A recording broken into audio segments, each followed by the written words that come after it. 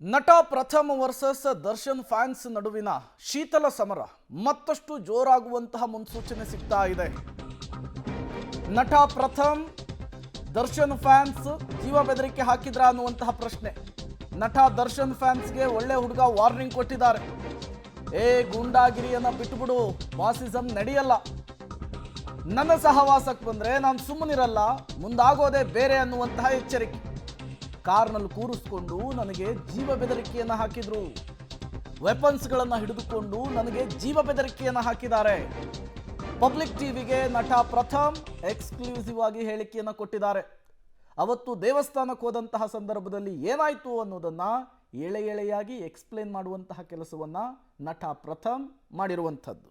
ಕಾರ್ನಲ್ಲಿ ಕೂರಿಸ್ಕೊಂಡು ನನಗೆ ಬೆದರಿಕೆ ಹಾಕಿದ್ರು, ವೆಪನ್ಸ್ಗಳನ್ನು ತಂದು ನನಗೆ ಆವಾಜ್ ಹಾಕುವಂತಹ ಕೆಲಸ ಆಯಿತು ಅನ್ನುವಂತಹ ವಿಚಾರವನ್ನ ನಟ ಪ್ರಥಮ್ ಪಬ್ಲಿಕ್ ಟಿವಿಯ ಎದುರು ಪ್ರಸ್ತಾಪಿಸಿರುವಂಥದ್ದು.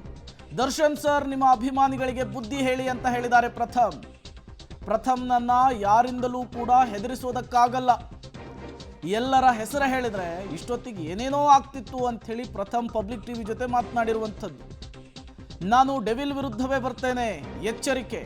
ನಟ ದರ್ಶನ್ ಅಭಿಮಾನಿಗಳಿಗೆ ಪ್ರಥಮ್ ಮತ್ತೊಮ್ಮೆ ವಾರ್ನಿಂಗ್ ಕೊಡುವಂತಹ ಕೆಲಸವನ್ನು ಮಾಡಿದ್ದಾರೆ. ಈ ಮೂಲಕ ದರ್ಶನ್ ಫ್ಯಾನ್ಸ್ ವರ್ಸಸ್ ಪ್ರಥಮ್ ಅನ್ನುವಂತಹ ಪರಿಸ್ಥಿತಿ ಮತ್ತಷ್ಟು ಜಟಿಲವಾಗುವಂತಹ ಸಾಧ್ಯತೆ ಕಾಣಿಸ್ತಾ ಇದೆ. ಯಾವಾಗ ರೇಣುಕಾಸ್ವಾಮಿ ಪ್ರಕರಣದಲ್ಲಿ ನಟ ದರ್ಶನ್ ಅವರು ಪಾತ್ರ ಗೊತ್ತಾಯಿತೋ ಆಗಿನಿಂದಲೂ ಕೂಡ ದರ್ಶನ್ ವಿಚಾರದಲ್ಲಿ ಇದೇ ರೀತಿ ಪ್ರಥಮ್ ಮಾತನಾಡ್ತಾ ಇದ್ರು. ಈಗ ಅವರ ಮೇಲಿನ ಬೆದರಿಕೆಯ ವಿಚಾರಕ್ಕೆ ಸಂಬಂಧಪಟ್ಟಂತೆ ಮತ್ತೊಮ್ಮೆ ಮಾತನಾಡಿದ್ದಾರೆ. ತಮ್ಮ ಮೇಲೆ ಮಾರಣಾಂತಿಕವಾಗಿ ಹಲ್ಲೆಯನ್ನು ನಡೆಸಲಾಗ್ತಾ ಇತ್ತು ಅನ್ನುವಂತಹ ಒಂದಿಷ್ಟು ಸಾಕಷ್ಟು ಚರ್ಚೆಗಳು ಕೂಡ ಆಗ್ತಾ ಇತ್ತು. ಆದರೆ ಅವತ್ತು ಏನಾಯಿತು, ಯಾರು ಬಂದಿದ್ರು, ಅದೆಲ್ಲದರ ಬಗ್ಗೆ ಪಬ್ಲಿಕ್ ಟಿವಿ ಜೊತೆ ಮಾತನಾಡ್ತಾ ಇದ್ದಾರೆ. ಪ್ರಥಮ್ ಇದ್ದಾರೆ, ನೇರವಾಗಿ ಮಾತನಾಡಿಸ್ತಾ ಹೋಗ್ತೀನಿ. ಜನ ಪ್ರೀತಿ ಕೊಟ್ಟಾಗ ಅಷ್ಟೇ ಪ್ರೀತಿನ ವಾಪಸ್ ಜನಕ್ಕೆ ಕೊಟ್ಬಿಡಿ. ಆದರೆ ಹಿಂದೆ ಇನ್ಯಾರದಾರ್ದು ಹೆಸರು ದೊಡ್ಡದೆಲ್ಲ ಬರುತ್ತೆ ಅಂದಾಗ ಅದಾಗದೇ ಇದ್ದಂಗೆ ನೋಡ್ಕೊಳ್ಳಿ, ನಿಮ್ಮ ದೊಡ್ಡತನ ಕಾಪಾಡ್ಕೊಳ್ಳಿ ಅಂತ ಭಾಳ ಪ್ರೀತಿಯಿಂದ ಹೇಳ್ತೀನಿ sir. Trust me sir, just ಈ ಇನ್ಸಿಡೆಂಟ್ ಆದಮೇಲಿಂದ 5 ಡೇಸಿಂದ trust me, I receive more than 2000+ calls. Pratham ಅವರೇ ಕಂಪ್ಲೇಂಟ್ ಕೊಡಿ ಅಂತ. ನನಗೆ ಯಾರಿಗೂ ಕೊಟ್ಟು ಬೇಸರ ಮಾಡಬೇಕು ಅಂತಿಲ್ಲ. ಆ ಪ್ರಥಮ್ ಸೈಲೆನ್ಸ್ನ ಮಿಸ್ಯೂಸ್ ಮಾಡ್ಕೋಬಾರ್ದು. ಅಟ್ ದ ಸೇಮ್ ಟೈಮ್ ನಾನು ಇನ್ನೊಂದು ಮಾತು ಹೇಳ್ತೀನಿ, ಯಾರೇ ದೊಡ್ಡವರಾದರೂ ಅಷ್ಟೇ, ನೀವು ದೊಡ್ಡವರು, ನಾನು ದೊಡ್ಡ ನಟ, ನಾನು ದೊಡ್ಡ ಕಲಾವಿದ, ನನಗಿಂದ ಹಂಗೈತೆ ಯಾರು ಅನ್ಕೋಬಾರ್ದು. ಅವೆಲ್ಲ ನಡೆಯಲ್ಲ. ಇವೆಲ್ಲ ಆ ಕಾಲದಲ್ಲಿ ಇತ್ತು. ಈ 80ರ ದಶಕದಲ್ಲಿ ನೋಡ್ತೀರಾ, ಸಿಡಿದದ್ದು ಈ ಒಂದಷ್ಟು ಗೂಂಡಾಗಿರಿಗಳಿವೆಲ್ಲ ಅವೆಲ್ಲ ನಡೀತಿತ್ತಾಗ. ಅಲ್ಲಿ ಬಾಸಿಸಂ ಬಗ್ಗೆ ಏನಾದರೂ ಚರ್ಚೆ ಕೂಗಾಡಿದ್ರು ಗೊತ್ತು, ಎಲ್ಲರಿಗೂ ಗೊತ್ತಿದೆ. ಇದು ಎನ್ಕ್ವೈರಿ ನಡೀತಾ ಇದೆ, ಇನ್ನು ಬೇರೆ ಬೇರೆ ರೂಪ ಎಲ್ಲ ತಗೊಳುತ್ತೆ ಸರ್, ಬೆಂಕಿ ಹತ್ಕೊಳ್ಳುತ್ತೆ. ನಂಗೆ ಆ ಉದ್ದೇಶ ಇಲ್ಲ ಸರ್. ಕನಿಷ್ಠ 2,000 ಜನ ಫೋನ್ ಮಾಡಿದ್ರು, ಪ್ರಥಮ್ ಅವರೇ ಪ್ಲೀಸ್ ಕಂಪ್ಲೇಂಟ್ ಕೊಡಿ ಅಂತ. ನನಗೆ ಉದ್ದೇಶ ಇಲ್ಲ. ಪ್ರಥಮ್ ಸೈಲೆನ್ಸ್ನ ಯಾರು ಮಿಸ್ಯೂಸ್ ಮಾಡ್ಕೋಬಾರ್ದು. ಕಲಾವಿದರಾಗಿರಬೇಕು, ಬಹಳ ಪ್ರೀತಿಯಿಂದ ಇರಬೇಕು. ಆ್ಯಂಡ್ ಅದಲ್ಲದೆ ಇಂಥ ಗೂಂಡಗಳನ್ನೆಲ್ಲ ಯಾಕೆ ಸಾಕೋತೀರಾ? ಯಾಕೆ? ಮನೇಲಿ ನಾಯಿ ಸಾಕೊಳ್ಳಿ. ಮನೇಲಿ ನಾಯಿಗಳಿರುತ್ತೆ ಗೊತ್ತಾ, ಅದು ಮುದ್ದು ಪ್ರಾಣಿ. ಬೆಕ್ಕನ್ನು ಸಾಕಿ, ಗಿಳಿ ಸಾಕಿ, ಪಾರಿವಾಳ ಸಾಕಿ. ಇದೆಲ್ಲ ಅಲ್ಲ, ಕೇಳೋಕೆ ಚೆನ್ನಾಗಿರುತ್ತೆ. ಇವೆಲ್ಲ ಮಾಡಬಾರ್ದು.